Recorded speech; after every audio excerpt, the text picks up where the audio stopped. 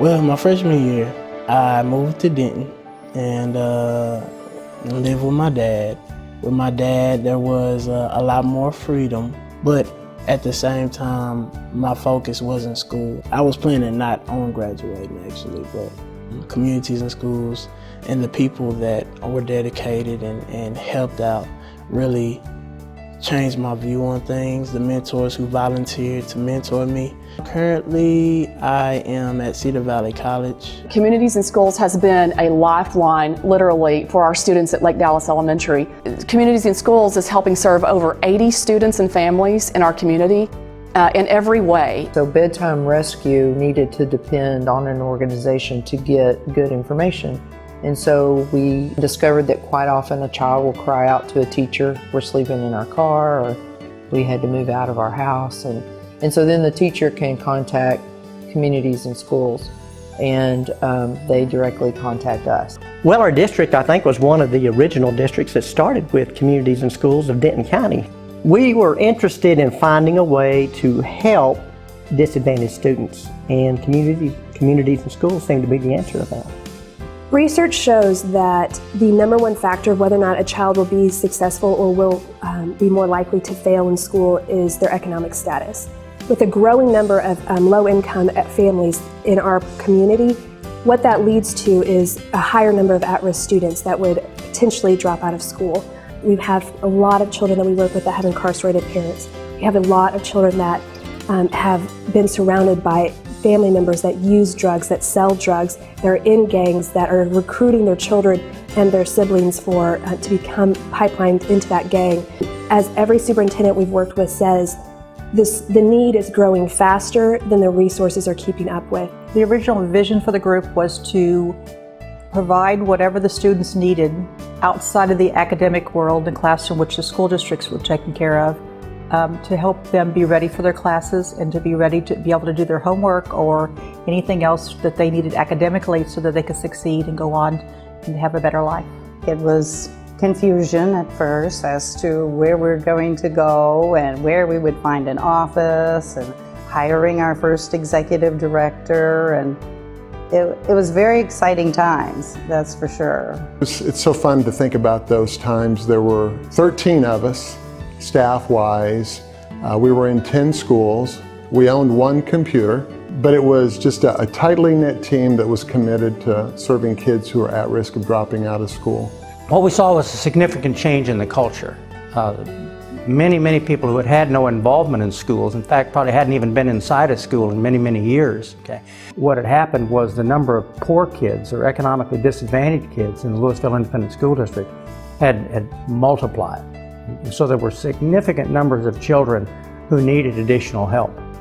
And as people became aware of this, and it was one of those kind of things as, one person would tell another person and that person would tell their neighbor, and we began getting more and more people who were, I think, actually contacting Communities in Schools wanting to provide support as they gained more information about the good work that the organization was doing.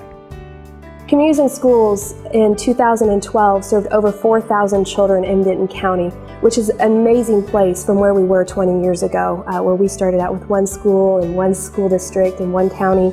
Now we're in 5 school districts in 2 counties, and we have over 40 programs that we're able to serve over 4,000 children, which is a wonderful thing.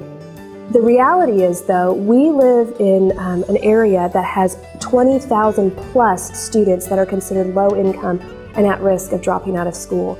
And the limitations that we have are not the desires of who we are or where our board is. The limitations purely exist financially. Can we support a program in that district? Can we meet the resources, bring the resources into that school, into that individual child's life? When it comes down to it, it purely is financial. It is essential that our students are provided services throughout their career, pre-K through 12th grade and even beyond. And so we feel that it's extremely important for Communities in Schools and for any program that assists students and families to follow those students throughout their career. For Communities in Schools to be able to serve students and families as they transition, those years are so critical in the development of a child and also in the development of a family. And I think that's the goal, to not just help the one student but to help the community in terms of bringing in the family as well. We are communities in schools, and so we could not do what we do without the community support. We have over 100 partners between churches and universities and nonprofits and other businesses that we work with on a daily basis that enables us to bring resources into the school. We have not changed our model. It looks exactly as it did in 1993. We have a social worker on a school site that works directly with the students day in, day out, that builds that relationships and builds that trust with the children and with the families. We're able to bridge the resources into the community. We're just able to do more of it because of the support that we've had from the community. Last year, in 2011 and 12 school year, we had 98% of our students promote to the next grade level, which is a huge testament to the collaboration that we've had with our staff working with the school staff and with the family members to help these children be successful.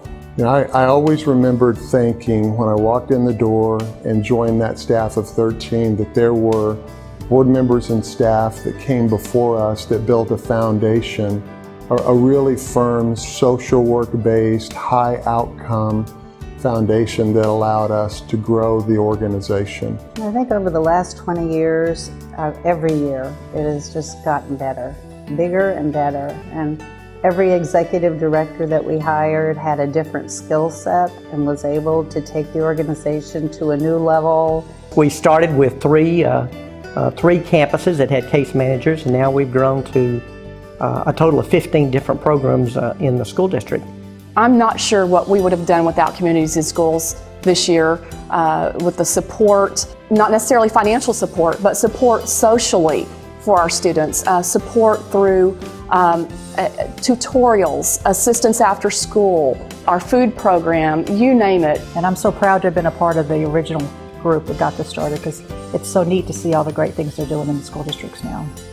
When it comes down to it, we're a village, and it takes a village to raise a child. And if we can come together, we're able to not just help one individual child, but we're helping our community at large, and therefore helping ourselves live in a healthy, more productive society.